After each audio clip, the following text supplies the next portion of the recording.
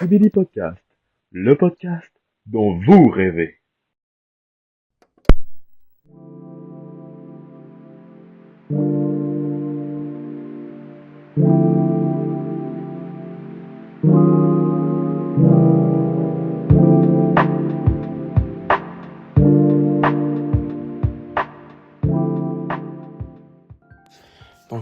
Moi, je vais vous présenter c'est quoi, en gros, l'évasion fiscale. Fait que, dans le fond, c'est une manière illégale pour des personnes ou des entreprises de ne pas contribuer à l'effort collectif qui est le financement des services publics. Fait qu'en gros, c'est de contourner la loi pour pas payer d'impôts ou en payer beaucoup moins. Ben, presque pas, en gros. Fait que, je vais vous donner un exemple pour que vous puissiez mieux comprendre. Fait que, on va prendre, mettons, un entrepreneur qui a quand même des bons revenus. Fait que au lieu, dans le fond, de déclarer ses revenus à l'État, il en cache une partie, puis mettons dans des pays où où le taux d'impôt est très faible. Fait que c'est ce qu'on appelle en gros un paradis fiscal. Fait que comme ça le dit dans le mot, c'est le paradis. Fait que c'est la place où tu veux mettre ton argent si tu veux pas payer d'impôts. Donc pour continuer avec notre entrepreneur du début, puisqu'il cache une partie de ses profits au pays, ben ça lui permet de payer moins d'impôts qu'il devrait normalement. Et ben c'est de l'argent ces impôts-là qui auraient dû verser à l'État pour financer des choses comme la santé, l'éducation ou les infrastructures. Donc pour continuer, là, on a parlé comme d'un entrepreneur, comme plus d'un particulier, mettons, mais l'évasion fiscale, ça peut toucher aussi les plus grandes entreprises. Certaines d'entre elles transfèrent leurs bénéfices dans des paradis fiscaux, même si leur activité principale se passe ailleurs. Donc ça leur permet tout de même de payer moins d'impôts, mais alors qu'ils profitent autant, même peut-être plus que d'autres, des infrastructures et des services publics, comme s'il y a du transport ou des employés, par exemple. Les conséquences de ça sont nombreuses. Comme par exemple, l'État qui perd de l'argent, ce qui peut entraîner des réductions dans certains services publics, ou bien une augmentation des impôts pour ceux qui respectent la loi. C'est donc aussi une question d'équité, car l'évasion fiscale crée une forme d'injustice où certains échappent à leur part de contribution et d'autres sont obligés ils sont obligés, mais ils la payent. Donc, en résumé, l'évasion fiscale, c'est quand on utilise des astuces illégales pour ne pas payer ses impôts. Si tout le monde agissait ainsi, l'État ne pourrait plus financer les services dont tout le monde profite. C'est pourquoi c'est un problème qui touche directement l'ensemble de la société.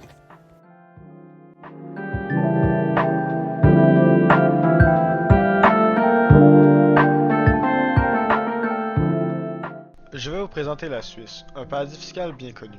Je vais vous expliquer pourquoi ce pays possède cette réputation. Tout d'abord, il faut comprendre que les taux d'imposition varient énormément dans ce pays. En effet, les différents cantons et communes peuvent choisir leur propre taux d'imposition. C'est pourquoi certaines régions sont de véritables paradis fiscaux, tandis que d'autres ont des taux d'imposition plus normaux. Le canton de Zug est l'un des plus avantageux, avec très peu d'imposition.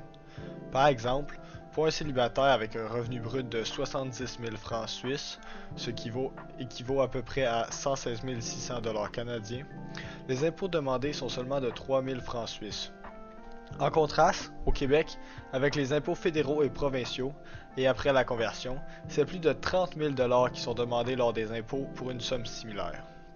Mais la Suisse n'est pas seulement un paradis fiscal pour ses faibles taux d'imposition. En effet, dans ce pays, est en place un système pour protéger certaines informations sensibles des usagers des institutions bancaires. C'est le secret bancaire. Cette loi interdit les banques suisses de divulguer les informations de leurs clients à toute personne non autorisée.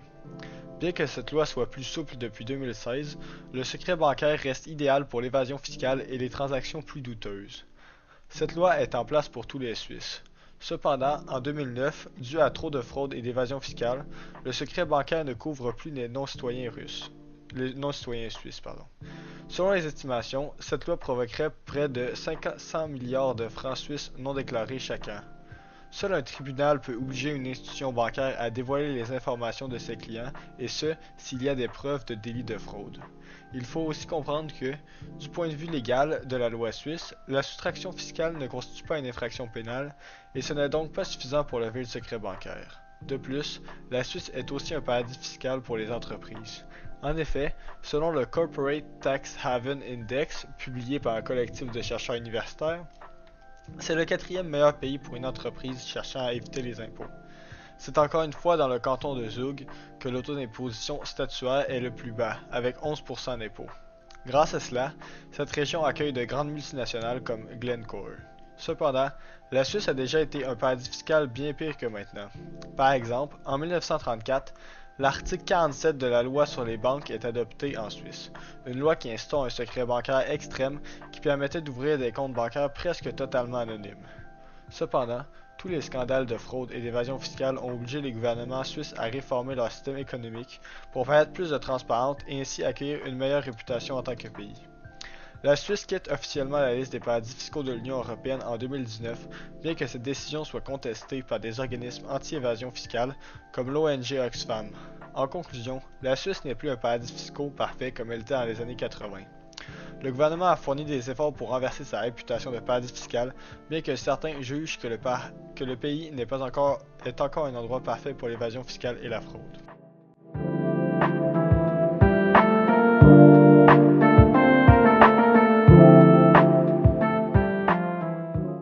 Les paradis fiscaux, souvent perçus comme des refuges pour les capitaux, suscitent un débat complexe et nuancé dans le monde économique.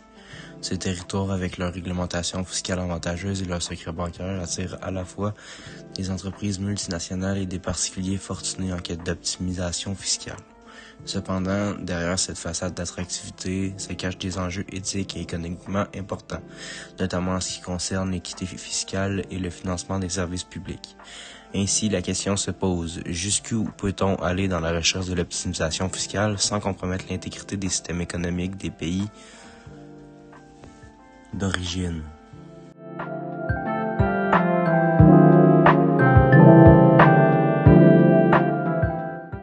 Je vais vous parler des îles Canaries, qui sont des îles situées sur les côtes africaines, mais qui appartiennent à l'Espagne. C'est pas techniquement un paradis fiscal parce que ils respectent pas le secret bancaire et collaborent avec le fisc et les gouvernements contre le blanchiment. Mais ils profitent d'avantages fiscaux pour compenser l'éloignement avec le territoire espagnol. Donc, ces avantages prennent forme sous forme d'une baisse de la TVA, une très grosse baisse, car la TVA espagnole est de 21%, alors que la TVA des îles Canaries est seulement de 7%, c'est donc 3 fois moins. Ça, c'est grâce au programme IGIC pour Impuesto General Indirecto Canario, c'est en espagnol. De plus, le taux d'imposition sur les sociétés est beaucoup plus bas, c'est seulement 4%. À condition qu'ils respectent certains critères tels que celui d'investir un peu dans le pays et de créer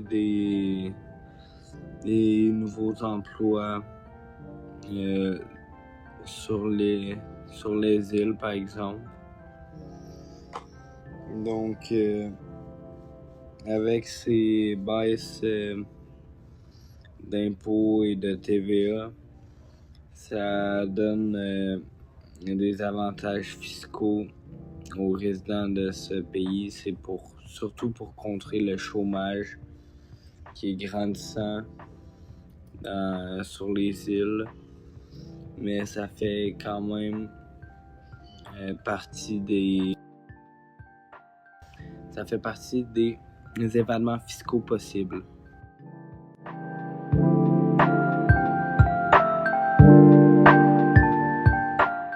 Les méfaits des paradis fiscaux. Aujourd'hui, nous allons parler d'un phénomène économique et financier qui, bien qu'il semble lointain pour beaucoup, a des conséquences profondes sur nos sociétés, les paradis fiscaux. Un paradis fiscal est un pays ou un territoire où les impôts sont très bas, voire inexistants, et où les règles de transparence sont très souples. Ces juridictions attirent des entreprises et des individus fortunés désireux de réduire ou d'éviter totalement leurs charges fiscales. Si cela peut sembler légal dans certains cas, les conséquences sont en réalité extrêmement néfastes.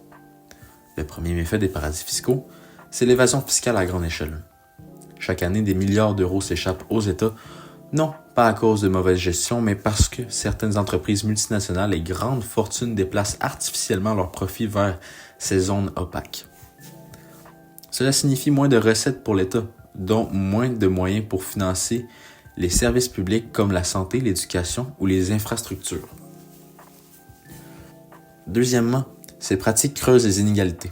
Pendant que les plus riches trouvent des astuces pour payer moins d'impôts, les citoyens ordinaires, eux, n'ont pas cette possibilité, comme celle de l'OCDE ou de l'Union européenne, tentent de lutter contre ces dérives.